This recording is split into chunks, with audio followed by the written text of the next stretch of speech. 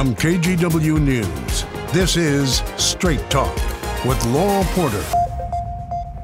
Well, hello and welcome to Straight Talk. I'm David Molko in for Laurel Porter. We are headed into the home stretch before November's general election with all the seats in the U.S. House up for re-election, including Oregon's 6 congressional districts. Today, we're going to talk about the newest district in the state, District 6, which was added after the last census and is currently represented by freshman Congresswoman Andrea Salinas. This district covers all of Polk and Yamhill counties and parts of Clackamas, Washington, and Marion counties, including Salem. And Representative Salinas is looking at a rematch as she once again faces Republican businessman Mike Erickson, who lost to Salinas by only 2.5 percentage points in 2022. And broadly speaking, polls indicate the race in November could be another nail-biter. So this week on Straight Talk, we hear why Representative Salinas thinks voters should re-elect her.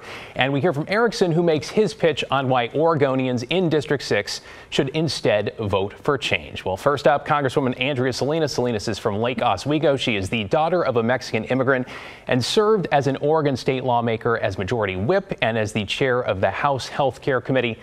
Now in Congress, she serves on the House Agriculture Committee and the House Science, Space, and Technology Committee.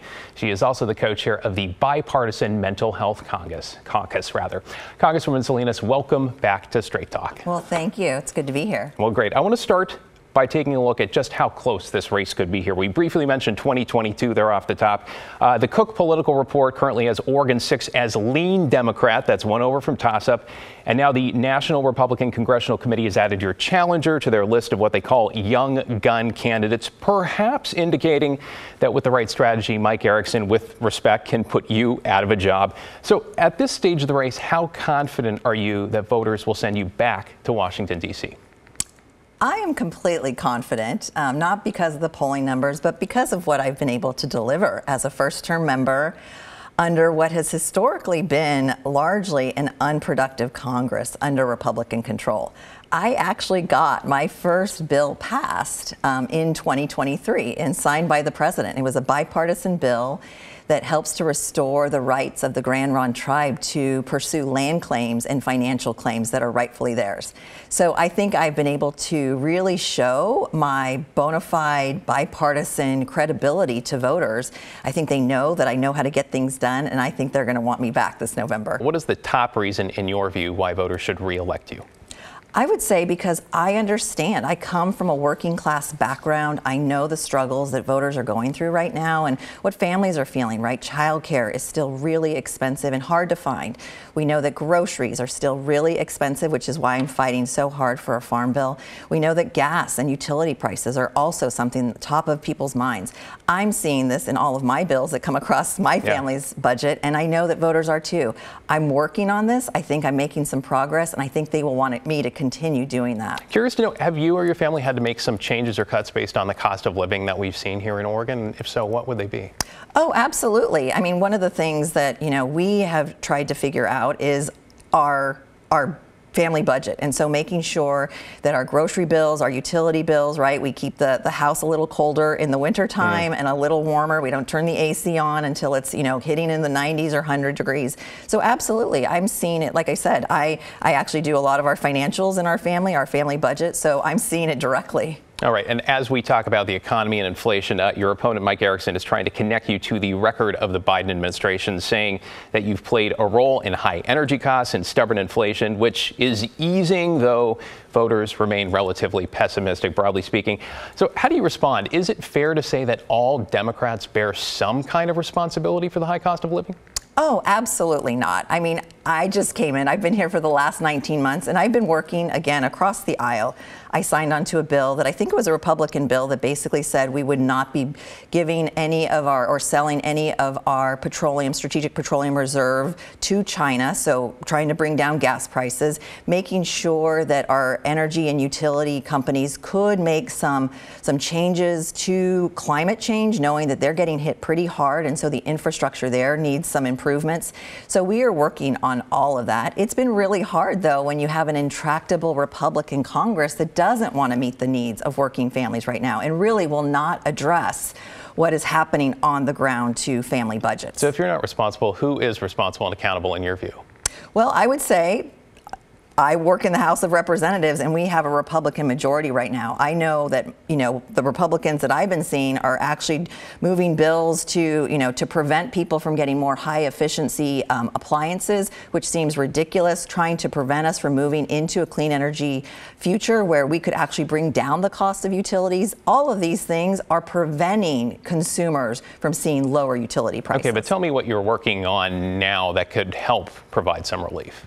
Yeah, so again, trying to make sure that, China does not get a hold of our petroleum reserves, making sure that housing costs are coming down, things like providing incentives for builders to like private activity bonds, making sure that red tape is cleared out of the way so that we could do more housing starts. We know this is a big issue.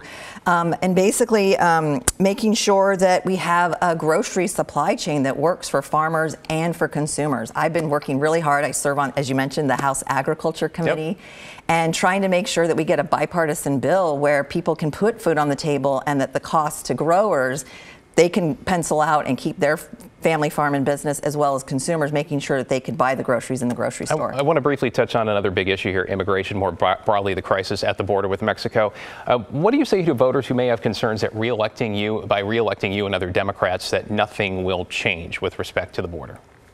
Well, I would say, first of all, I come from a family of immigrants, and my dad came over when he was just a child from Mexico. He ended up being here and moving himself and our family into the middle class. So I know what our immigrant families can contribute. I would also say I care deeply about this issue. I went down to the border last May, actually, and saw what's happening. It's not sustainable and it's not safe. It's not safe for our communities down there. It's not safe for a lot of the drugs that are coming across the border. And what I heard from many of those Customs and Border Patrol officials was that they need more resources.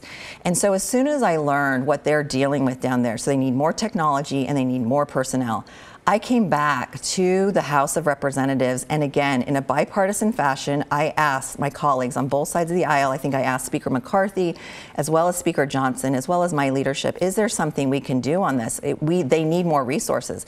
Time and time again, the House Republicans are not putting up more resources. It is why I've actually joined the Democratic Task Force on Border Security.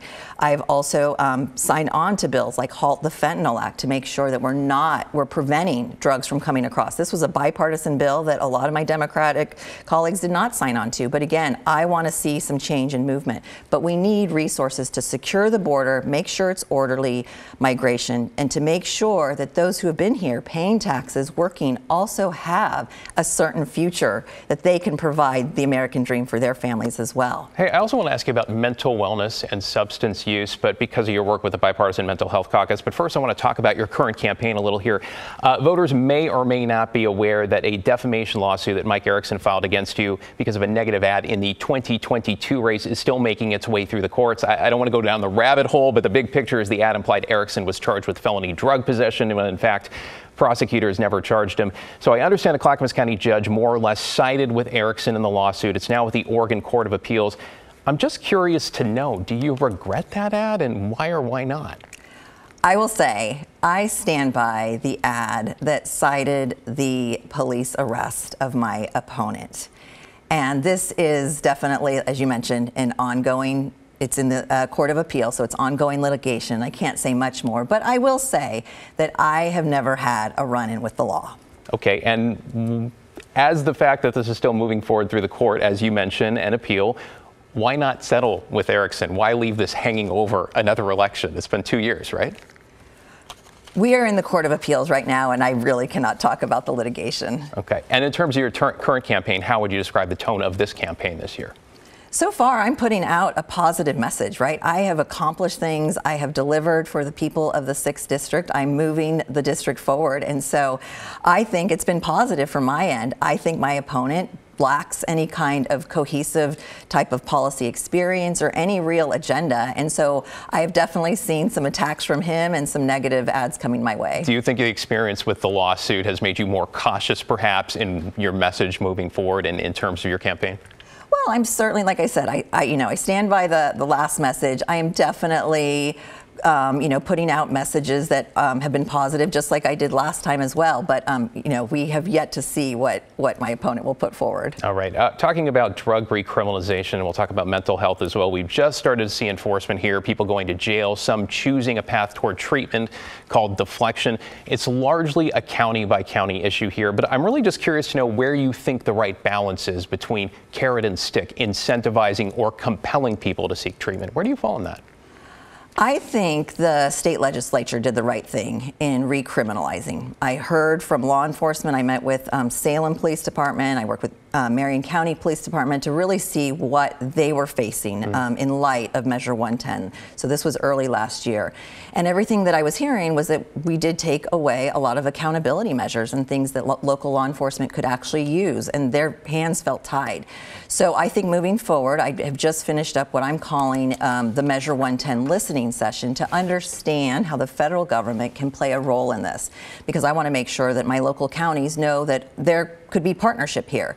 And so what we have heard is that they, in addition to deflection and the things that they're working on through the new state law, there are things that they're still missing. They're still missing detox centers. They're still missing a lot of peer support and peer navigation services where the federal government could actually be quite helpful. And so I'm really excited about the work that I've been doing with all of my counties, and they've been, again, trying to, I think, partner with me to figure out how I can get some federal funding for these additional resources. And some of those, as you just alluded to, really is about making sure that those mental health and wraparound services are there as well. We're not going to keep people out of the criminal justice system unless we get them the care that they are seeking as well. And that's my question to you from the federal level. I mean, Oregon is long ranked near the bottom when it comes to access to treatment across all states. Some, 48, 49, 50 out of 50. In other words, those who want treatment or need it can't get it. Why do you think that is, and what can you do to help?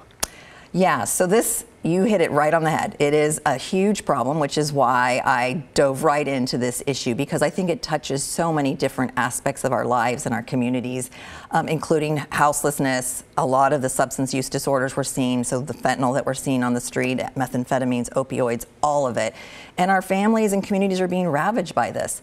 But there are certainly things that we can start to do as at the federal level that can help. So when I mentioned peer support services, right now a lot of our public payer programs such as Medicare and Medicaid don't actually pay for peer supports. And so the state has to step in, and if they want to pay for it, they can, or private sources or nonprofits can pay for it. But there isn't a real comprehensive way to get additional peer support services into this. And we know it is, we've seen reports on this, it is a very effective way to meet people who are in crisis, who have a substance use disorder problem, to meet them where they are and to actually help them get treatment and hopefully stay out of the criminal justice system. That is one way. I've also been starting to look at, in fact, I just dropped a bill, a bipartisan bill that would provide some scholarship money to those who actually want to go into the mental health fields and to be a service provider. So whether it's getting a bachelor's degree or a master's degree or PhD level degree, providing that scholarship up front can be very helpful, because what we know is that those programs are really expensive, and getting loans and taking out loans is really hard to pay back, especially when the pay for these occupations isn't that high. All right, Congresswoman Andrea Salinas, thanks so much for joining us. Good luck in November. Appreciate you being here. Thank you. All right, to find out more about Representative Salinas, check out her campaign website. That is AndreaSalinasForCongress.com. Next up, Republican challenger Mike Erickson. Straight Talk is back in 2 minutes.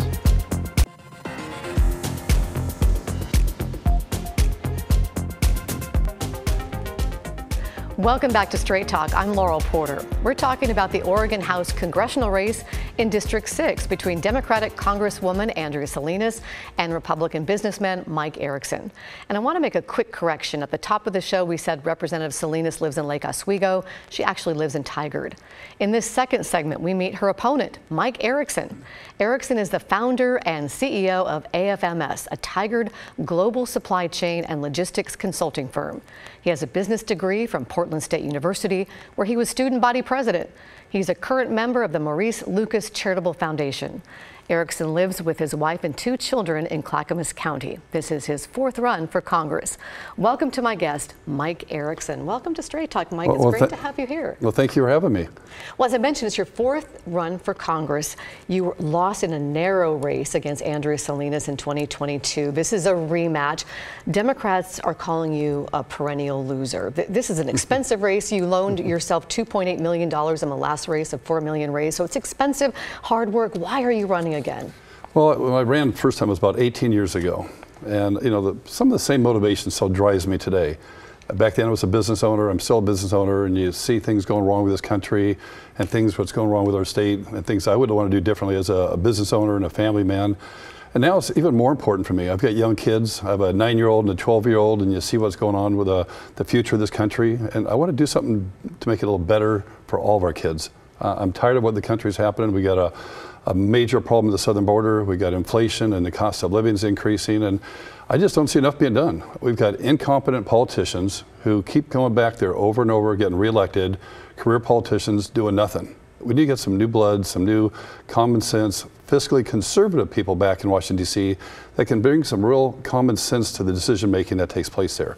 Unfortunately, it's not being done. I mean, nothing's been done with immigration reform, really deal with any issue out there, whether it be policing and so forth.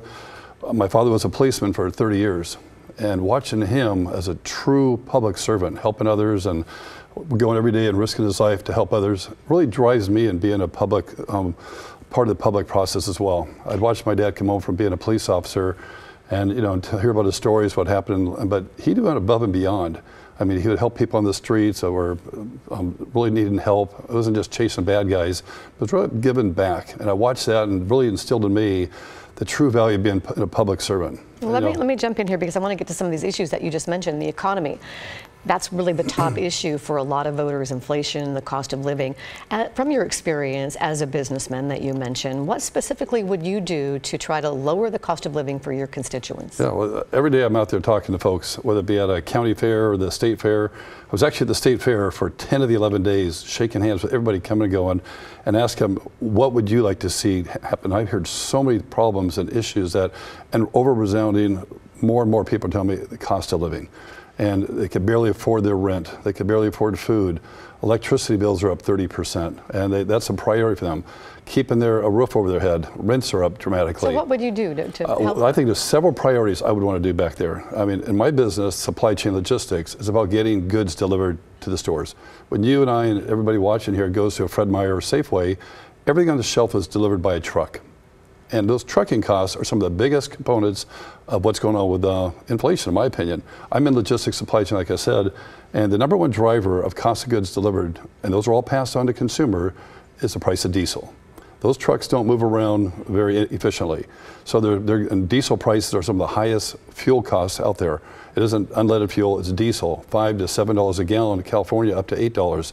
All those costs are being forwarded right to the consumers.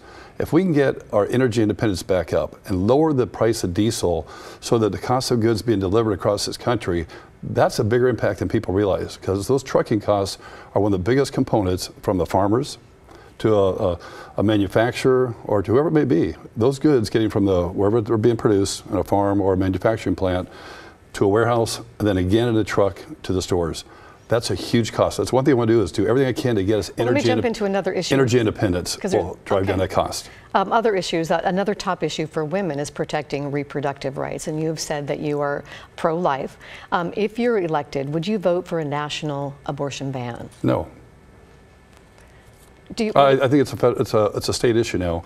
I think with Roe v. Wade being reversed and it's back to the state level, I think that's where it should be. The states, I'm a states' right believer, whether it be for water rights or whether it be for everything that's out there. The federal government gets too involved in their lives. But a lot of women would say that the states' rights aren't working for them. In 20 red some states, not. Yeah. In 20 red states, abortion is pretty much banned. So you think it should still be left to the states where women, the vote of the people has determined what a woman can do with her own body? I think it should be a states' right issue. But back to your other question here about the inflation, that was just one of my ideas. The biggest driver, and that's not the issue I hear on the streets everywhere, that's not the issue. It's about inflation, cost of goods, and crime. Those are the 3 biggest ones. Inflation is the #1. And getting interest rates lower because there's a lot of reasons this is important. Credit card interest rates are 18%. I, as a member of Congress, would love to push really hard on our Federal Reserve to get interest rates back to the 4 to 5%. Because people can't afford 18% interest rates when they're living paycheck to paycheck. And we in Congress need to push and do everything we can to encourage the Federal Reserve to move quicker on those interest rates. Well, let's talk about another topic that I'm sure you hear about, the immigration issue, and that's something that you've criticized your opponent about. In her first segment, she blamed Republicans for blocking bills that would fund more resources to secure the border. If you were elected, what would you do? What would you vote for on the immigration issue? Perfect. By the way, Andrea Salinas voted no to closing the border and different asylum reform. She voted no to H.R. 2. You can look that up. So she isn't really telling the truth. She had a chance to vote for some immigration reform, and she did not. One thing I'd like to do, it's a two-point process. One, secure the border now. We can't have 10, 15 million illegals coming in here undocumented. And they're not just from Mexico. They're from Venezuela, they're from the Middle East, they're from China, and no one knows where they're going. They're disappeared into the fabrics of our society, and that's wrong. And it's now no longer a border issue, but every state has become a border state. All these people are being dropped off in buses that we're paying for. They're given free place to stay for a week or to a month that we're paying for taxpayers, and that's not right. But the one thing I want to do is secure the border and look at real immigration reform. The biggest problem is not they're coming under asylum. Everyone knows that. That's not why they're here. They're here for economic reasons and to get a job. What I'd like to do is really reverse the F1 guest worker visa program. Right now it's too complicated. I'm not sure if you know much about that, but all the workers that come here to work in the farms or work in restaurants or part-time up to 4 years, they're paying up to $1,000 to get a permit. It takes a year to get that permit. And they may get denied. They get lawyers to help them. People aren't doing that. So if we can make the guest worker visa program easier and simpler, make it a 1 to 2 month process where we could vet the people, get them in here, and make it so that this is an easier process, cheaper, maybe $250, not $1,000. If we can make that happen, you're going to see people doing it the right way. They'll be documented, they'll pay their taxes. Right now, people that are coming here, those 10 to 11 million people, aren't paying their taxes. Project 2025 talks about mass deportations, targeted raids on immigrant communities. Would you favor mass deportation? I don't know how that's going to happen. Practically. I'm a business guy, and if I had that problem dealing with me, that's not going to happen. I don't know how you're going to round up 11 to 20 million people and put them back there. On paper, it sounds, on the surface, sounds good, but it's probably not going to happen that easily. That's a complicated process. I'd like to look at what they're thinking, but to let them just come in here without any consequences. If I did redo or immigration reform, like I mentioned, really do immigration reform, it hasn't been done since 1990. I would like to change the rules so that people make it easier so they want to come here legally and give them the opportunity. You're here, we've changed the process, go back and reapply, go back to Mexico, go back to wherever you're from, come here legally, and then do it through this new process I propose. And I believe D's and R's would jump on my program to push this immigration reform for the first time in 30 Mike, years. I want to jump in here because we're almost out of time. We only have a couple minutes, but because we talked about this in the first segment, a lawsuit that you've sued Salinas and her campaign for $800,000 in a defamation lawsuit for an ad her campaign ran in 2022, and you've blamed that ad for your narrow loss. It stems from an arrest in 2016 for drunk driving, and police found a single oxycodone pill in your wallet. You were never charged by prosecutors. She stands by the ad. Can you tell us briefly why you feel it's important to pursue this lawsuit? Well, a Clackamas County judge ruled in our favor. No one really talks about that. Channel 8 didn't cover that. Oregonian didn't cover it. It's pretty big news that a Clackamas County judge ruled against Andrea Salinas for slander and defamation and breaking the Oregon Corrupt Practices Act. It's where you knowingly lie on TV or in print, and the law is pretty clear. If you're caught in a close election, and you knowingly lied to voters, which she did, the judge's ruling was pretty clear, and it was great for, and she appealed the judge's ruling. She doesn't like that they ruled against her for slander and defamation. So the Oregon Appeals Court's hearing that right now, and we're waiting for a verdict from them. Hopefully we'll get it before the end of before the election's over, but maybe not.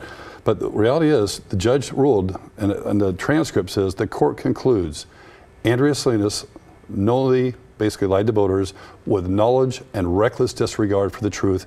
She lied to voters on TV when a district attorney calls her and says, Salinas, pull your ads. That's not true. Mike was never arrested for this stuff. You're not telling the truth, Salinas. She didn't pull the ad for a month. Let me give you a chance because we're almost out of time. I'm going to give you 30 seconds for a final thought for voters. Yeah, I think I'm going to finish that conversation, Okay. but voters should not reward a lady. She's in Congress and won by just, if 1% of her votes switched to me, we would have won the election. She knowingly lied to voters on TV over and over for 3 weeks after she knew all those accusations weren't true. To get away with that, and no one's really covered it, it's in the court, pamphlet media covered it in a couple other places, but we really need to get some coverage. It's a big deal if you're a member of Congress and you lie to voters and a judge rules against you for slander or defamation. I think the voters should look into it and really rethink why Salinas won this election. Mike Erickson, thank you for joining us here on Straight Talk. The time goes fast, doesn't it? Thank you for watching. We'll see you next week for Straight Talk. Thank you.